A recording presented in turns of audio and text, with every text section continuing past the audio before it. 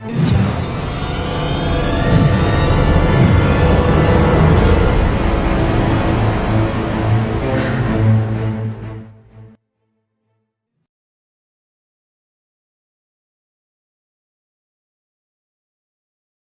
To कैमोहलिक education. पिछले lecture में हमने बात करी थी ग्राउंड स्टेट टर्म सिंबल्स के बारे में। ठीक है, ग्राउंड स्टेट टर्म सिंबल्स किस तरीके से हम निकालते हैं वो हम सीख चुके थे। ठीक है, हॉर्न्स एनर्जी रूल भी हमने बता दिया था किस तरीके से हम ग्राउंड स्टेट को डिसाइड करते हैं और कौन सी हायर स्टेट है इस चीज़ को डिसाइड करते हैं। ठीक है, अब आगे बढ़ते हैं। अब आगे बढ़ने से पहले एक एग्जाम्पल कर लेते हैं जिससे आपको पूरा चैप्टर जो है वो क्लियर हो जाएगा। ठीक है, पूरा चैप्टर इन द सेंस कि हम पहले तो माइक्रो स्टेट्स कैलकुलेट करेंगे। भाई जितनी भी आ रही है 6, 10, 50, 80, 90 जितनी भी माइक्रो स्टेट्स आ रही हैं उन सारी माइक्रो स्टेट्स के लिए टर्म सिंबल निकालना है। ठीक है, क्योंकि हमने चैप्टर की स्टार्टिंग में बात करी थी कि हर माइक्रो स्टेट का अपना अपना एक टर्म सिंबल होता है, तो वो सारी टर्म सिंबल्स हमें निकालनी है। एक एग्जांपल करते हैं जिससे क्लियर होगा। एग्जांपल काफ़ी लंबा चौड़ा, मतलब जो क्वेश्चन है वो काफ़ी लंबा चौड़ा होगा, तो उससे पहले ध्यान से समझना, उसके बाद अगले जो एग्जाम्पल्स होंगे उन्हें ट्राई करना। ठीक है, तो पहले यहाँ पर कॉन्सेंट्रेट करना। जैसे मैं एग्जाम्पल की बात करूँ, ठीक, एग्जाम्पल की अगर मैं बात करूँ तो P1F1, ठीक है, P1F1 दिखाई दे रहा है। ठीक है, एग्जाम्पल काफ़ी बड़ा होने वाला है और तो इसलिए मैं काफ़ी छोटा छोटा लिखने वाला हूँ, तो पहले समझने पे ज़्यादा फोकस करना, पूरा बोर्ड भर जाएगा इसी एक एग्जाम्पल से। ठीक है, तो ध्यान से समझना। तो सबसे पहले हमें कैलकुलेट क्या करना है, सबसे पहले तो हमें माइक्रो स्टेट्स कैलकुलेट करनी है कि कितनी number of micro states possible है। तो अब इस सिचुएशन, इस टाइप के माइक्रो स्टेट किस तरीके से कैलकुलेट करते थे हम, NCR इंटू NCR। ठीक है, यानी कि 6C1 इंटू 14C1 यानी कि 6 इंटू 14 84। ठीक है, अब इस चीज़ को कैलकुलेट करना तो मैं अच्छे से आता है, अगर नहीं आता तो फर्स्ट वीडियो या सेकंड, हाँ फर्स्ट वीडियो में मैंने माइक्रो स्टेट्स कैलकुलेट करना सिखाया और सेम एग्जाम्पल करवा रखा है। ठीक है, लेकिन यार तुम लोगों का कोई भरोसा नहीं, जाके देखोगे नहीं देखोगे। तो यहाँ पर हम जनरली फैक्टोरियल्स का यूज़ करते हैं, तो 6 का फैक्टोरियल अपॉन 1 का फैक्टोरियल इंटू 5 का फैक्टोरियल इंटू 14 का फैक्टोरियल अपॉन 1 का फैक्टोरियल इंटू 13 का फैक्टोरियल। ठीक है, ये था। अब अगर 6 इंटू 5 का फैक्टोरियल अपॉन 1 इंटू 5 का फैक्टोरियल इंटू 14 इंटू 1 का फैक्टोरियल इंटू 14 इंटू 13 का फैक्टोरियल इंटू 13 का फैक्टोरियल, 13 से 13 गया, 5 से 5 गया, 6 इंटू 14 यानी कि 84। ठीक है, यानी कि नंबर ऑफ जो माइक्रो स्टेट्स हैं वो कितनी है, 84 हैं। ठीक है, अब इन 84 की 84 माइक्रो स्टेट्स के लिए तुम्हें टर्म सिंबल कैलकुलेट करने हैं। ठीक है, तो अब टर्म सिंबल निकालने के लिए हमें S कैलकुलेट करना है, L कैलकुलेट करना है और फिर J कैलकुलेट करना है। ठीक है, तो सबसे पहले हम S कैलकुलेट करते हैं। तो S अगर हम कैलकुलेट करें तो सबसे पहले S जो आएगा, तो पॉसिबल नंबर ऑफ S कितने होंगे, तो हाफ और हाफ 1, तो यानी कि पॉसिबल नंबर ऑफ जो S हैं वो कितने होंगे, 1। और मैंने कहा था मिनिमम कहाँ तक लेकर जाओगे, 1 को 0 तक, तो यानी कि 0 और 1। ठीक है, तो पॉसिबल नंबर ऑफ स्पिन जो है एक तो 0 है और एक 1 है। ठीक है, ये दो पॉसिबल स्पिन्स हैं। ठीक है, क्वेश्चन करने के तरीके को ज़रा ध्यान से देखना। ठीक है, इसको बोर्ड को मैं थोड़ा सा ऊपर कर देता हूँ ताकि तुम ठीक है, तो पॉसिबल स्पिन जो आई है वो S इक्वल्स टू 0 और S इक्वल्स टू 1 आई है। अब ज़रा L कैलकुलेट कर रहे हैं। L कैलकुलेट करने का फॉर्मूला क्या था, L1 plus L2 to L1 minus L2, और P के लिए L होता है 1 और F के लिए होता है 3, 2 3 माइनस 1, तो यानी कि 4 टू टू यानी कि 2 3 एंड 4। तो डी एफ एंड जी। ठीक है, तो जो पॉसिबल नंबर ऑफ एल आए हैं वो क्या आए हैं, डी एफ एंड जी। ठीक है, तो अब हम इन एस और एल से क्या बना सकते हैं, टर्म बना सकते हैं। ठीक है, तो टर्म अगर, और जो पॉसिबल टर्म्स होंगी वो यहाँ पर 3 होंगी। ठीक है, क्योंकि एल की वैल्यू कितनी आई है, 3 आई है, तो पॉसिबल टर्म्स भी कितनी होगी, 3 होंगी।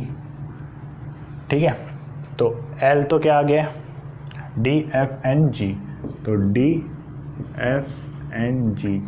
अब हमें स्पिन मल्टीप्लिसिटी ऊपर लिखनी है, और स्पिन मल्टीप्लिसिटी हम लिखते हैं 2s+1 से। तो यहाँ पर स्पिन मल्टीप्लिसिटी तो क्या आएगी इसके लिए, 1।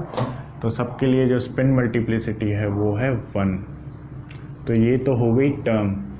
ठीक है, s = 0 के लिए। अब इसके लिए ज़रा टर्म, पॉसिबल टर्म्स कौन सी होगी।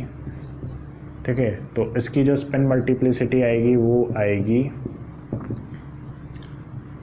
3, 2s+1 जो होगी वैल्यू 3। तो यानी कि इसके लिए जो आएगी value 3d 3f and 3g। ठीक है, ये वैल्यूज़ आएंगी। ठीक है, पेन ख़त्म हो गया है, इंक में ज़रा दूसरी इंक निकाल लेता हूँ। तो ये पॉसिबल नंबर ऑफ टर्म्स हो गई। अब ज़रा हमें टर्म सिंबल कैलकुलेट करना है। ठीक है, टर्म सिंबल हम किस तरीके से कैलकुलेट करते थे, टर्म सिंबल हम कैलकुलेट करते थे जे की वैल्यू पुट कर सबके लिए हमें जे की वैल्यू पुट करनी पड़ेगी। ठीक है, और जे हम किस तरीके से कैलकुलेट करते थे, l+s। ठीक है, l+s से। तो यानी कि l, इसके लिए जो वैल्यू है l2 है। ठीक है, जे कैलकुलेट कर रहे हैं हम, j = l+s to l-s।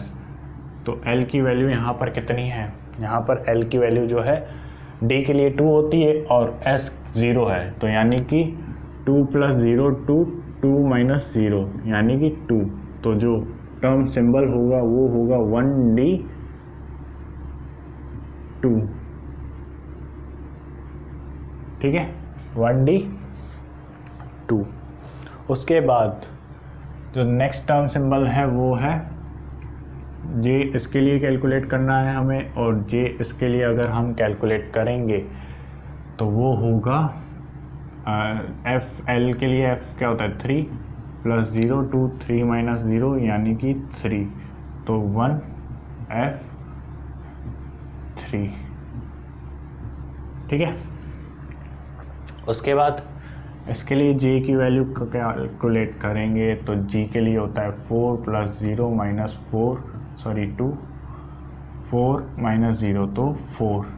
तो 1g4 टर्म सिंबल इसके लिए होगा। ठीक है, सिमिलरली अब इस टर्म के बाद हम इसके लिए टर्म सिंबल कैलकुलेट करेंगे। तो इसके लिए जो जे होगा वो l+s to l-s होगा, यानी कि 2 + s की वैल्यू 1 है, 2 - 1 यानी कि 3 2 1 यानी कि 3 2 और 1। 3 पॉसिबल नंबर ऑफ जे आए हैं, यानी कि 3 पॉसिबल नंबर ऑफ जे आने के हिसाब से जो टर्म सिंबल होंगे वो भी 3 होंगे। ठीक है, तो यानी कि जो टर्म सिंबल होंगे वो 3d1 3d2 एंड 3d3। ठीक है, ये होंगे possible term symbol. Similarly 3f के लिए भी पॉसिबल टर्म सिंबल 3 होंगे। ठीक है, क्योंकि f के लिए जो j की वैल्यू आएगी वो आएगी 3 + s की वैल्यू 1 है, यानी कि 3 + 1 2 3 - 1 यानी कि 4 2 2 यानी कि 2 3 एंड 4। ठीक है। तो यहाँ पर भी पॉसिबल टर्म सिंबल 3 ही आएंगे और वो 3 हैं 3f2 3f3 एंड 3f4। ठीक है, तो ये 3 पॉसिबल टर्म सिंबल होंगे और सिमिलरली 3G4 के लिए भी हमें टर्म सिंबल निकालने हैं और उसके लिए भी जो पॉसिबल टर्म सिंबल होंगे वो हम कैलकुलेट करते हैं। ठीक है, तो जाहिर सी बात है J की वैल्यू जो होगी यहाँ पर होगी 4 + 1 to 4 - 1 यानी कि 5 to 3 यानी कि 5 4 and 3। तो अब जो पॉसिबल टर्म सिंबल है वो 3G3 3G4 and 3G5 3G5 दिख रहा है, 3G5 नीचे वाला दिख रहा है क्या? नहीं दिख रहा। 3G5 को मैं थोड़ा ऊपर लिख देता हूँ, इन द सेंस यहाँ पर थर्ड वाला 3G5 टर्म सिंबल। ठीक है, तो ये हो गए टोटल टर्म सिंबल। अब ज़रा टर्म सिंबल काउंट करना कितने हैं। 1 2 3 4 5 6 7 8 9 10 11 12 टर्म सिंबल है। ठीक है, और माइक्रो स्टेट कितनी है? माइक्रो स्टेट 84 हैं। तो अब किस तरीके से प्रूव करोगे कि जो है माइक्रो स्टेट्स के लिए अब आगे टर्म सिंबल्स और तो ज़्यादा निकल नहीं सकते। तो अब ज़रा इन टर्म सिंबल्स की माइक्रो स्टेट्स काउंट करना। ठीक है, माइक्रो स्टेट्स का जो फॉर्मूला था वो क्या था? माइक्रो स्टेट्स का जो फॉर्मूला था वो था, याद करो, टर्म सिंबल के लिए माइक्रो स्टेट हम किस तरीके से कैलकुलेट करते थे। टाइप फर्स्ट लेक्चर में जो माइक्रो स्टेट्स टॉपिक है उसमें type 4 I think micro states के लिए है। ठीक है, टाइप 4, तो उसके लिए था 2J+1 फॉर्मूला। ठीक है, टर्म सिंबल के लिए माइक्रो स्टेट कैलकुलेट करने का। ठीक है, तो अब इन सारे टर्म सिंबल्स के लिए माइक्रो स्टेट कैलकुलेट करो 2J+1 की फॉर्मूला की हेल्प से। तो इसके लिए जो 1D2 फर्स्ट वाले के लिए जो टर्म माइक्रो स्टेट आएगी वो क्या आएगी? J की वैल्यू 2 है, तो यानी कि 2 2 जा 4 + 1 3। ठीक है, 2 3 जा 6 + 1 7। ठीक है, और 2 4 जा 8 + 1 9। ठीक है, तो ये सब जो रेड पेन से मैं लिख रहा हूँ ये क्या है? माइक्रो स्टेट्स हैं। ठीक है, इन सारी टर्म सिंबल्स के लिए। तो यानी कि इसका मतलब ये कि 3 माइक्रो स्टेट्स के लिए टर्म सिंबल जो है 1D2 है, 7 माइक्रो स्टेट्स के लिए जो टर्म सिंबल है वो 1F3 है, 9 माइक्रो स्टेट्स के लिए जो टर्म सिंबल है वो 1G4 है। ठीक है, सिमिलरली यहाँ पर J क्या है? 1, यानी कि 2 1 जा 2 + 3 यानी कि 3 माइक्रो स्टेट्स के लिए टर्म सिंबल 3D1 है। यहाँ पर 2 है J की वैल्यू, तो 4 + 5। ठीक है, यहाँ पर 2 3 जा 6 + 7, यहाँ पर 4 × 2A + 1, यहाँ पर 2 3 जा 6 + 7, यहाँ पर 2 4 जा 8 + 9, यहाँ पर 3 2 जा 6 + 7 और 2 4 जा 8 + 9। इन सब की जो माइक्रो स्टेट्स है वो कैलकुलेट करने के बाद 2 5 जा 10 11। ठीक है, ये सबकी माइक्रो स्टेट्स हो गई। यानी कि सारी टर्म सिंबल जो हमने 12 की 12 टर्म सिंबल्स निकाली अभी, उन सब की हमने माइक्रो स्टेट्स निकाल ली। अब ज़रा इन माइक्रो स्टेट्स का सम करो। अगर तुम इन सब माइक्रो स्टेट्स का सम करोगे तो वो 84 आएगा। ठीक है, अगर विश्वास नहीं हो रहा है तो करके देख लो। 3 + 7 10, 10 + 9 19। ठीक है, सॉरी 3 कैसे आ सकता है यार? 3 नहीं 5 आएगा। 2 3 जा J की वैल्यू 2 है और 2J+1 यानी कि 4 + 1 यानी कि 5।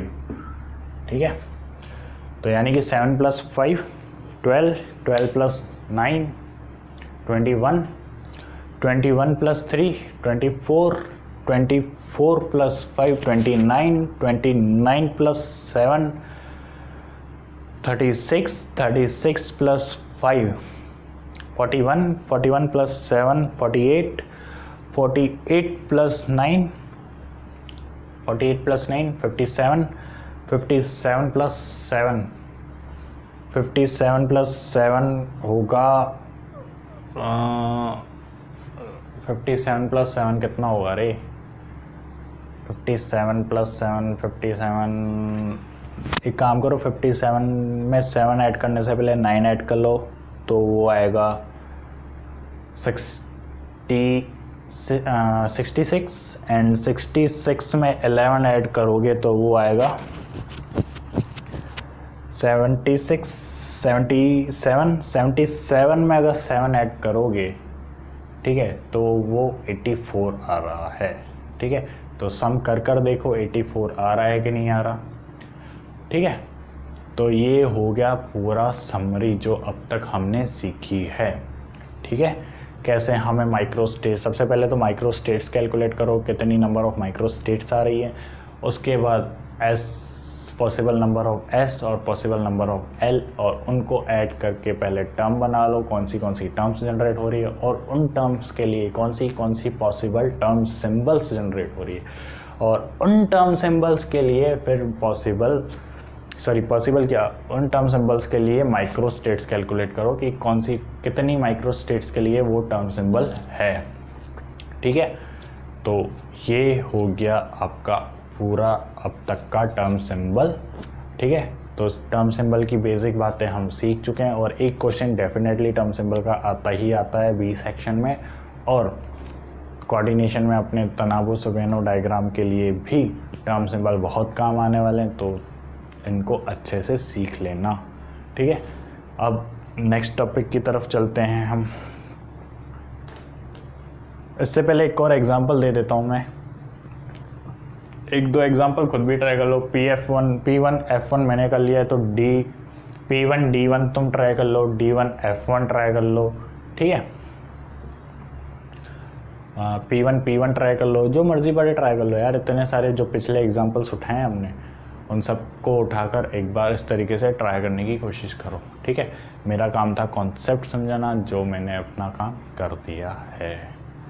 नेक्स्ट टॉपिक पर चलते हैं। नेक्स्ट टॉपिक जो है अपना वो है determination off spin angular momentum.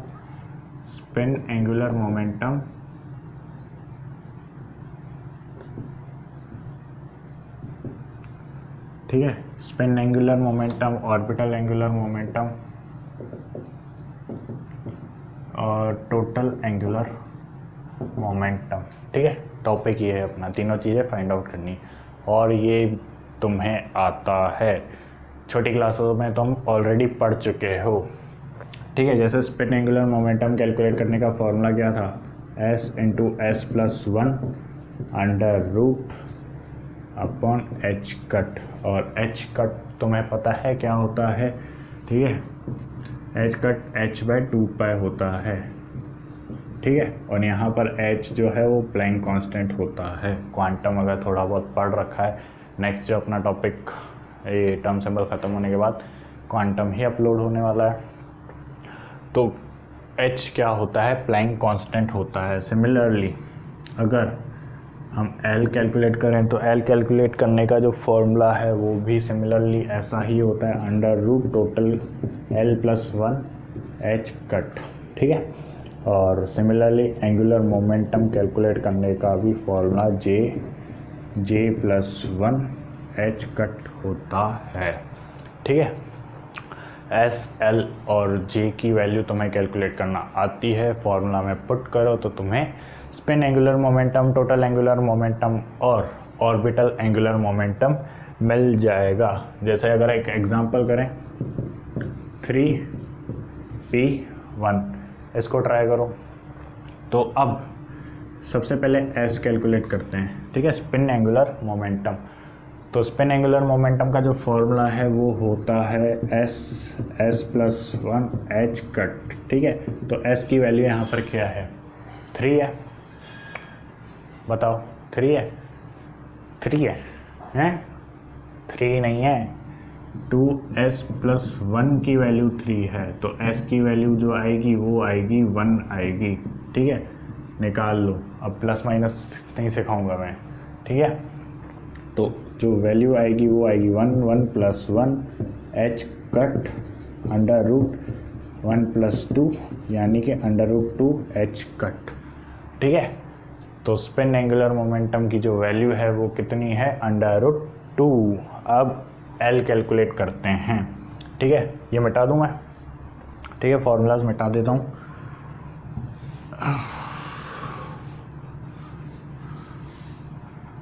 L calculate करें तो L की वैल्यू क्या है ज़रा बताना। P के लिए क्या होती है L? P के लिए L जो होता है वो 1 होता है। ठीक है, तो यानी कि 1 1 + 1 h कट √1 2 h कट यानी कि √2 h कट। ठीक है, तो यानी कि ऑर्बिटल एंगुलर मोमेंटम भी सेम आया। अब ज़रा J कैलकुलेट करते हैं। J वही सेम फॉर्मूला है, J +1 √h कट। J की वैल्यू क्या है ज़रा बताना। 3p1 कैलकुलेट कर रहे हैं तो 1 जो है वो J की वैल्यू है, तो 1 1 + 1 h कट √ में है ये, तो 1 × 1 h कट, सॉरी 1 + 2 था, तो यानी कि 2 h कट √2 h कट। तो यानी कि angular momentum, total angular momentum, ठीक है, और स्पिन एंगुलर मोमेंटम, तीनों की वैल्यू क्या है यहाँ पर √2। ठीक है, काफ़ी आसान था, मज़ा आया। अब ज़रा नेक्स्ट एग्जांपल करना। ठीक है, नेक्स्ट जो एग्जांपल है वो है S1P1। ठीक है, इसके लिए ट्राई करो। तुम्हें स्पिन एंगुलर मोमेंटम निकालना है, टोटल एंगुलर मोमेंटम निकालना है और ऑर्बिटल एंगुलर मोमेंटम निकालना है। करो करो, ट्राई करो।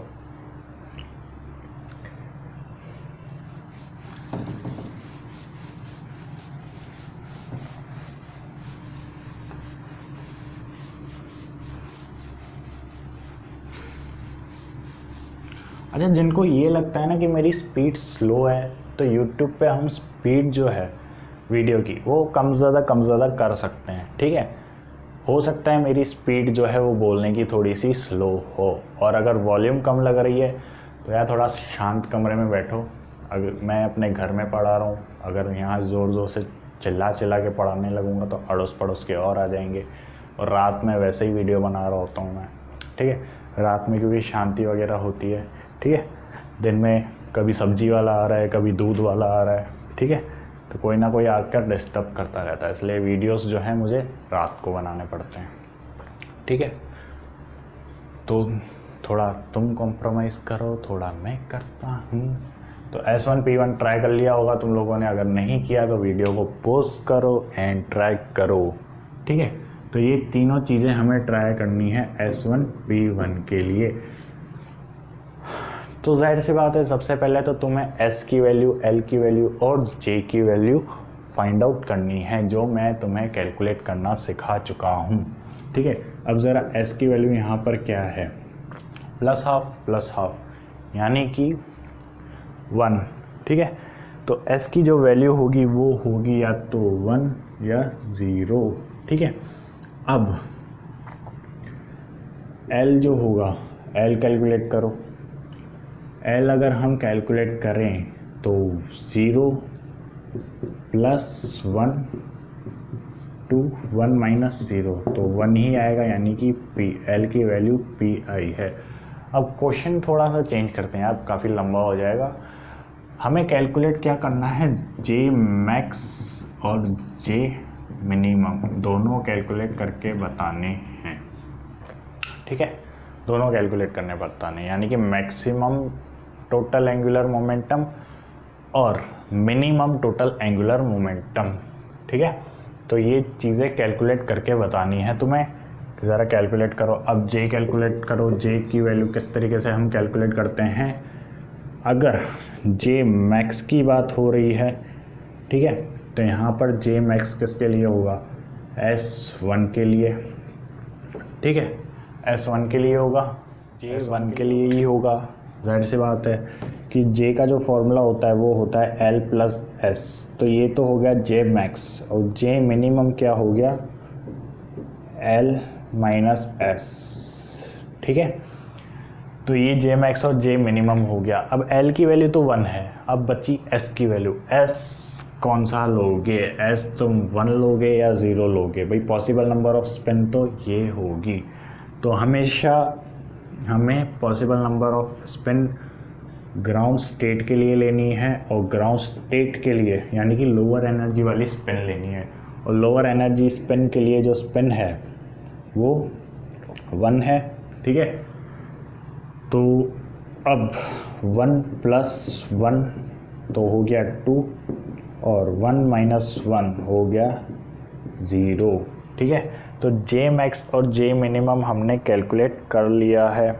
ठीक है, अब जे मैक्स और जे मिनिमम तो हमने कैलकुलेट कर लिया है, लेकिन हमें कैलकुलेट क्या करना था, जे मैक्सिमम का एंगुलर मोमेंटम और जे मिनिमम का एंगुलर मोमेंटम। तो जो जे मैक्स का एंगुलर मोमेंटम था वो जे प्लस 1 एच कट। तो यानी कि जे मैक्स के लिए हम जो जे की वैल्यू यूज़ करेंगे वो जे मैक्स की यूज़ करेंगे, और जे मैक्स के लिए तो जो वैल्यू है वो है 2, यानी कि 2 प्लस 1 एच कट, यानी कि 2 into 3 H cut 6 H cut. ठीक है, और जे मिनिमम की वैल्यू हम अगर निकालें, ठीक है, तो वो 0 यूज़ करेंगे। ठीक है, तो फॉर्मूला में पुट कर दो, फॉर्मूला बार बार लिखने का कोई सेंस होता नहीं है। ठीक है, 0 1 H cut 1 H cut under root 1 का 1 ही होता है इसलिए 1 एच कट। ठीक है, तो ये जे मैक्स और जे मिनिमम की वैल्यू होगी। ठीक है, तो स्पिन एंगुलर मोमेंटम कैलकुलेट करना भी तुम लोग सीख गए होंगे। एक आध एग्जांपल खुद भी ट्राई कर लो, P1 D1 खुद ट्राई कर लो, F1 G1 खुद ट्राई कर लो, जो मर्जी पड़े ट्राई कर लो। ठीक है, ट्राई करके आंसर चेक कर लो। ठीक है, और कमेंट में आंसर बता दिया करो, अगर बाई चांस गलत आ रहा हो या आंसर सही आंसर क्या है वो कमेंट्स में बता दिया जाएगा। ठीक है, और अगर कुछ ज़्यादा ही गलत आ रहे होंगे तो उनका एक्सप्लेनेशन भी कर एक वीडियो उसी प्लेलिस्ट में डाल दिया जाएगा। ठीक है, तो कमेंट्स में ज़रूर बताया करें कि क्या सही आंसर है, जो भी मैंने एग्जांपल्स दिए हैं और यहाँ पर सॉल्व नहीं कर रहा है। ठीक है, तो कमेंट्स में तुम्हें सही आंसर भी मिल जाएंगे, और अगर ज़्यादा ही और अगर एक्सप्लेनेशन चाहिए उन एग्जांपल का तो कमेंट में एक बार बता दिया करें कि सर इस चीज़ का एक्सप्लेनेशन डाल दिया, इस एग्जांपल का सॉल्यूशन अपलोड कर दें। ठीक है, तो वो सारी बातें कर दिया। तो अब चलते हैं अपने नेक्स्ट टॉपिक की तरफ, जिसका नाम है डिटर्मिनेशन ऑफ थीटा। ठीक है, डिटर्मिनेशन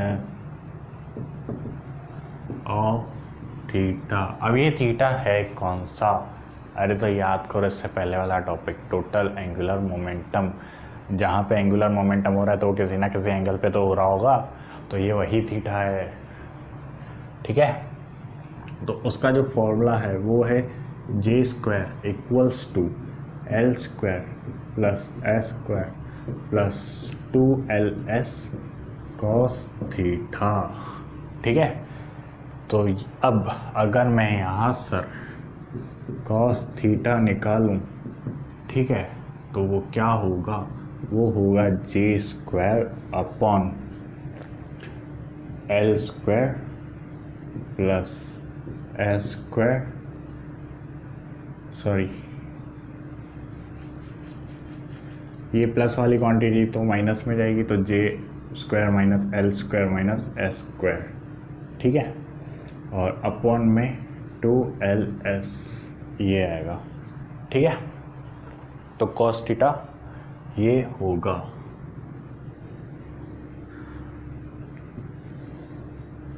ठीक है, इक्वेशन सिर्फ एक याद रखो, ऐसे नहीं कि यहाँ पर अगर 5 इक्वेशन में बनाऊंगा तो पांचों की पांचों इक्वेशन तुम याद रखोगे, नहीं, एक मेन इक्वेशन याद रखा करो और उसको सॉल्व करने का तरीका क्या है उसे याद रखा करो, ठीक है।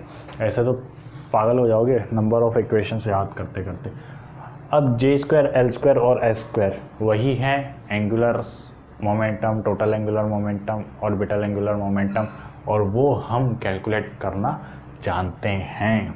जैसे जे क्या था, अंडर रूट जे प्लस 1, ठीक है, H cut.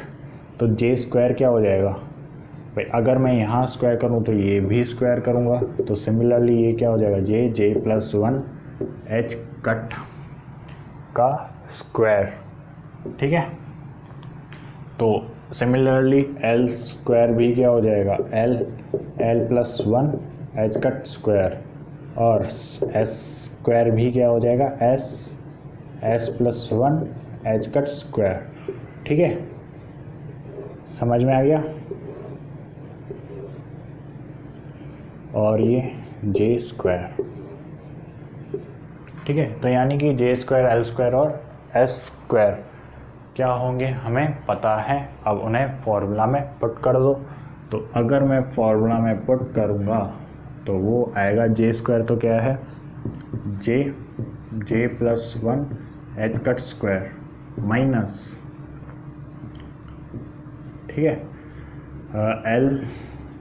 L plus 1 H cut square minus S plus 1 H cut square, ठीक है।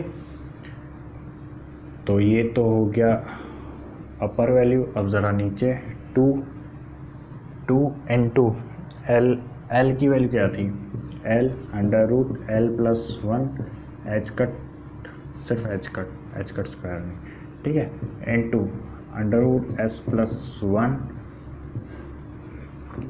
एच कट, ठीक है। तो ये इसका एक्सपांडेड फॉर्म हो गया, ठीक है।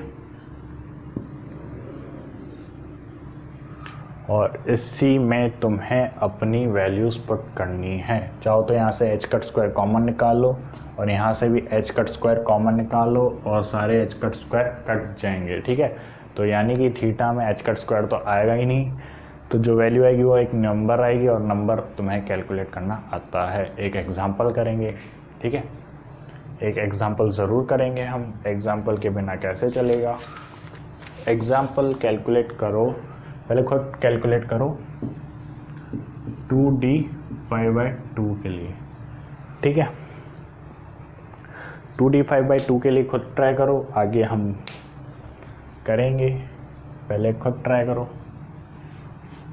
ठीक है। फॉर्मूलाज ज़रूर याद होनी चाहिए, फॉर्मूलाज अगर याद नहीं है तो मज़ा नहीं आएगा, ठीक है। तो फॉर्मूला याद होनी चाहिए।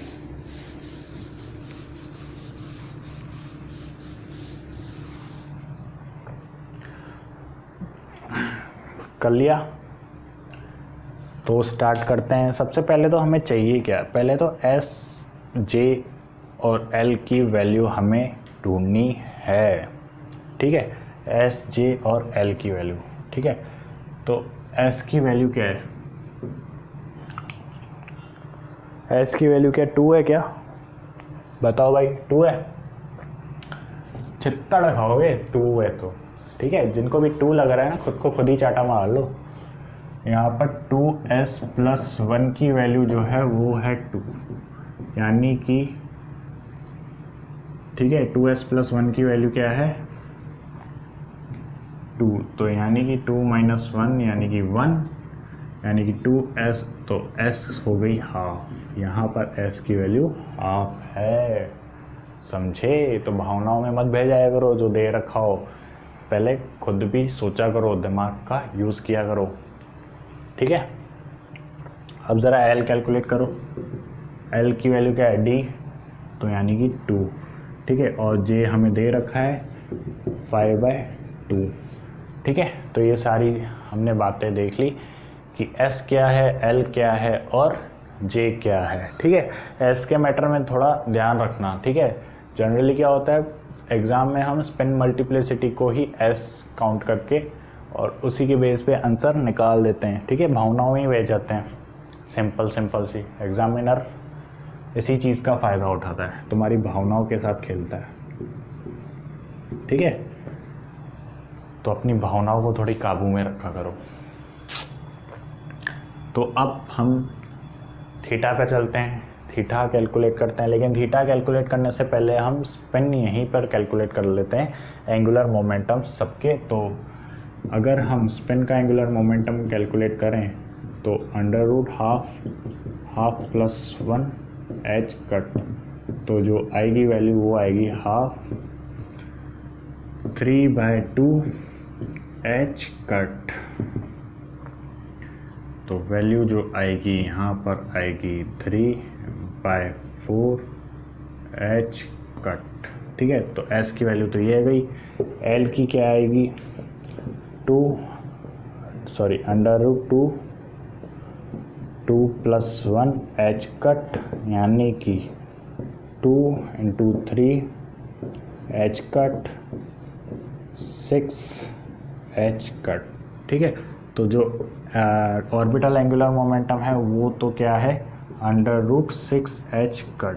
ठीक है, और स्पिन की वैल्यू क्या है, अंडर रूट 3/4 एच कट। वहीं जे की वैल्यू कैलकुलेट करें अगर, ठीक है, तो 5/2 + 1 एच कट, 5/2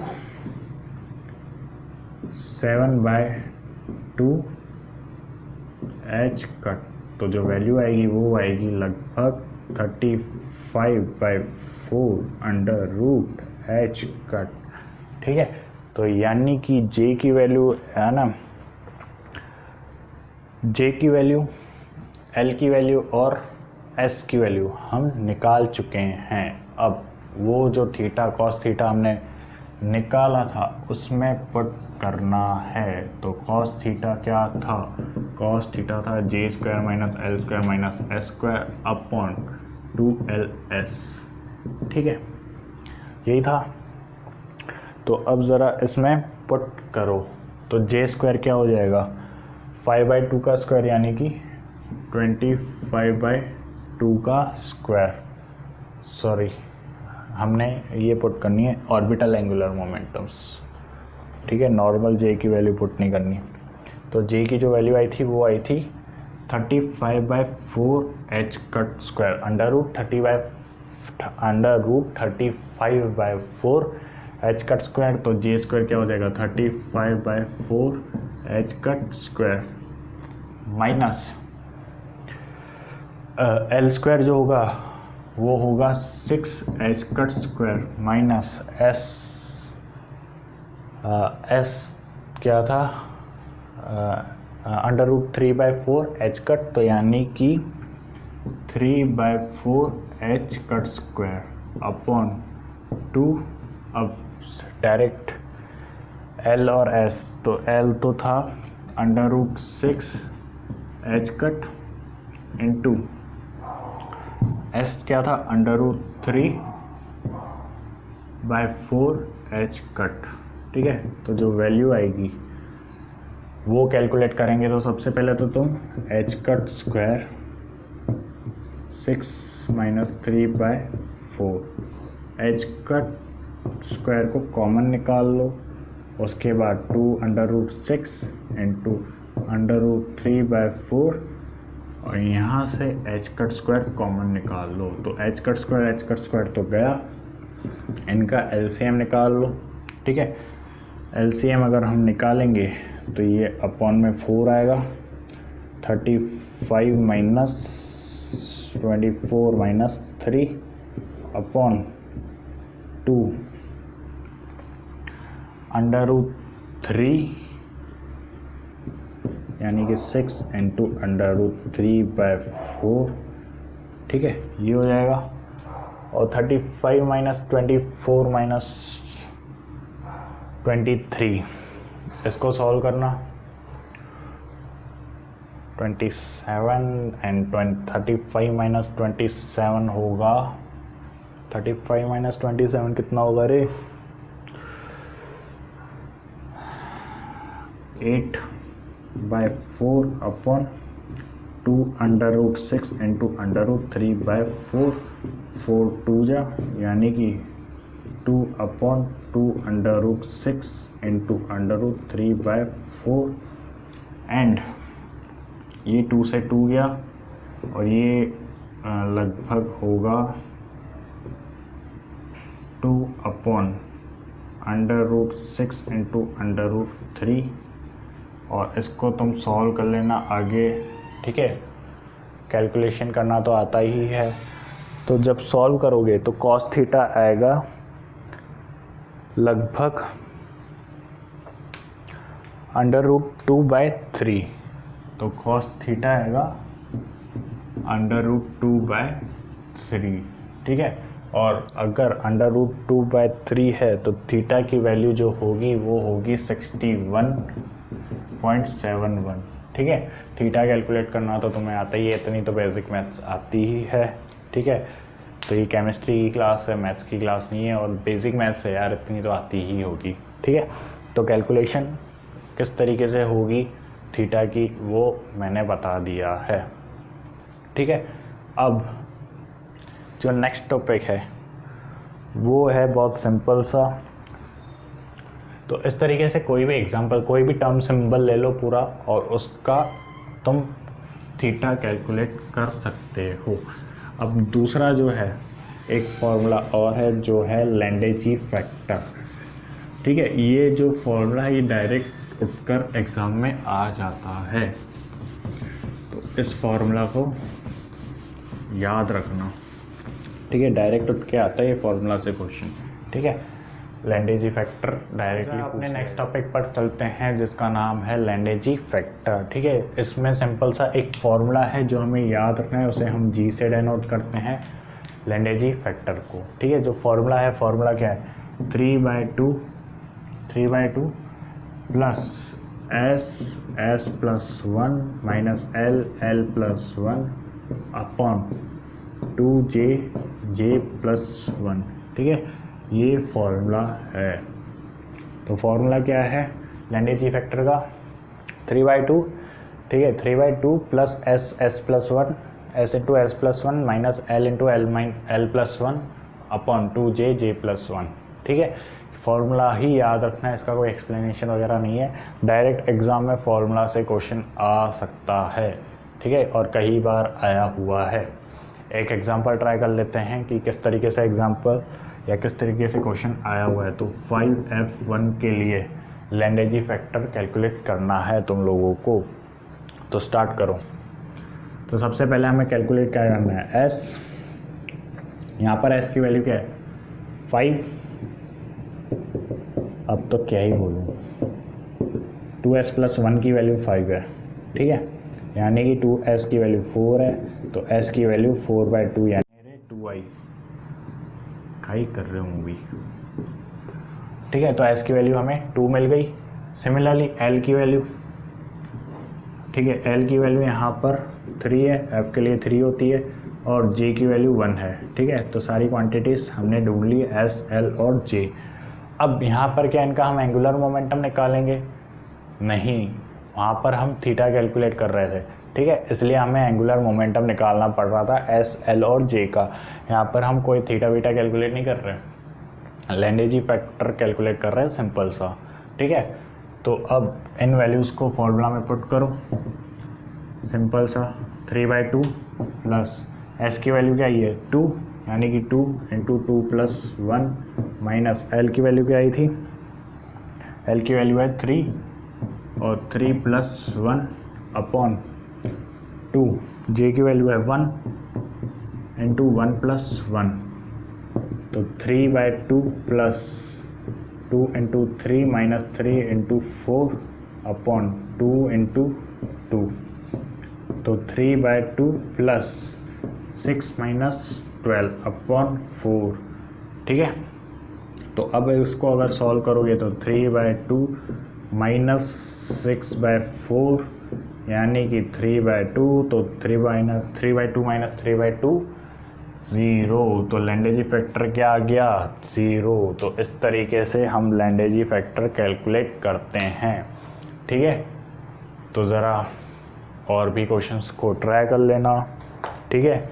नीचे इंस्टाग्राम वगैरह लिंक्स दी हुई होती हैं, या इंस्टाग्राम और टेलीग्राम पर, ठीक है। कैमोहॉलिक एजुकेशन ग्रुप का ग्रुप है एक, तो उस पर हम क्वेश्चंस वगैरह PDF वगैरह अपलोड कर देंगे। उनको करो, उनके क्वेश्चंस करो और उनके जब सॉल्यूशन है ग्रुप में डिस्कस करना। जो सही आंसर्स है, गलत आंसर्स है, उनका सबका आंसर रिप्लाई मिल जाएगा, ठीक है। तो टेलीग्राम और कैमोहॉलिक एजुकेशन नाम से टेलीग्राम पर ग्रुप है, उसे फॉलो करना। और इंस्टाग्राम पर भी पेज है, उसे भी फॉलो करना, ठीक है। सारी जो डिटेल्स है वो हम नेक्स्ट वीडियो की डिटेल्स हो गई या फिर पेपर्स हो गए, PDFs हो गई, ये सब टेलीग्राम पर अपलोड कर दी जाएगी। और जो टेलीग्राम यूज़ नहीं करता वो इंस्टाग्राम से फ़ोटोज़ वगैरह सेव कर सकता है, ठीक है। तो मतलब सारी इन्फॉर्मेशन जो है वीडियोस की या किसी भी चीज़ की, वो इंस्टाग्राम और टेलीग्राम के थ्रू आपको दे दी जाएगी, ठीक है।